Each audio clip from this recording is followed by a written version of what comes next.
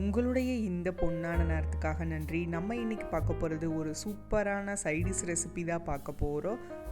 Garlic egg தான் பார்க்க போகிறோம். வாங்க எப்படி செய்கிறதுன்னு பார்க்கலாம்.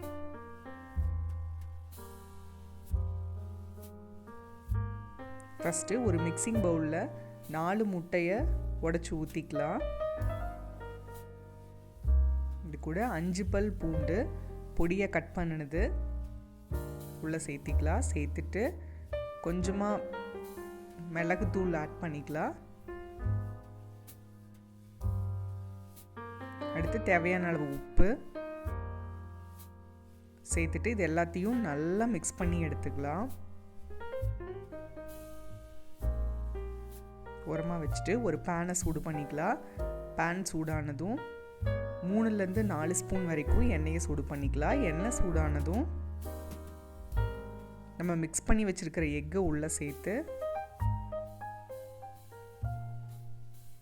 மீடியம் ஃப்ளேமில் வச்சு அடிப்பிடிக்காமல் நல்லா கலந்து விட்டுட்டே இருக்கலாம். எல்லாமே நல்லா இந்த மாதிரி கெட்டியானதும்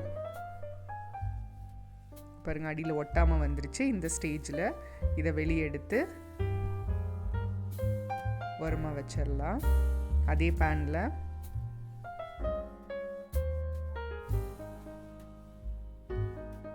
நாலு ஸ்பூன் எண்ணெயை சூடு பண்ணிக்கலாம். எண்ணெய் சூடானதும் ஒரு 10 பல் பூண்டு நல்லா பொடியை கட் பண்ணினது உள்ளே சேர்த்தி பூண்டோட கலர் சேஞ்ச் ஆக வரைக்கும் நல்லா வதக்கிக்கலாம். பாருங்கள் நல்லா கலர் சேஞ்ச் ஆயிடுச்சு. இந்த ஸ்டேஜில் நம்ம இன்னும் கொஞ்சம் மிளகுத்தூள் ஆட் பண்ணிக்கலாம்.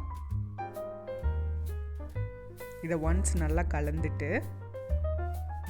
2 ஸ்பூன் கார்ன்ஃப்ளவர் ஆட் பண்ணிக்கலாம். கார்ன்ஃப்ளவர் ஆட் பண்ணினோடனையும் நல்லா கெட்டியாயிரும். நல்லா கலந்து விட்டுட்டே இருங்க. அதுக்கப்புறம் 1/2 கப் பால் காய்ச்சி ஆற வச்ச பால் உள்ள சேர்த்து நல்லா கலந்து விட்டுட்டே இருக்கலாம். லோ ஃப்ளேமில் வச்சு கலந்து விடுங்க, இல்லைன்னா சீக்கிரம் அடி பிடிச்சிரும். தேவையான அளவு உப்பு சேர்த்து நல்லா கலந்துடலாம். இது நல்லா கெட்டியானதும் நம்ம ஃப்ரை பண்ணி வச்சுருக்கிற இந்த முட்டையை உள்ள சேர்த்து நல்லா கலந்து விட்டுக்கலாம். அடுத்து கொஞ்சமாக மல்லி இலை தூவி இதையும் ஒன்ஸ் நல்லா கலந்து விட்டுடலாம். பார்த்தீங்கன்னா நல்லா ட்ரை ஆயிடுச்சு. இந்த ஸ்டேஜில் நம்ம ஸ்டவ் ஆஃப் பண்ணிடலாம். இது பார்த்திங்கன்னா குயிக்காக ஈஸியாக செஞ்சிடலாம். இது பார்த்திங்கன்னா ப்ரெட்டுக்கு சைடிஷாக வச்சு சாப்பிடும்போது அவ்வளோ சூப்பராக இருக்கும். நீங்களும் வீட்டில் ட்ரை பண்ணி பாருங்கள். 6 சுவைகளும் சங்கமிக்கட்டும் அனைவரது இல்லங்களிலும்.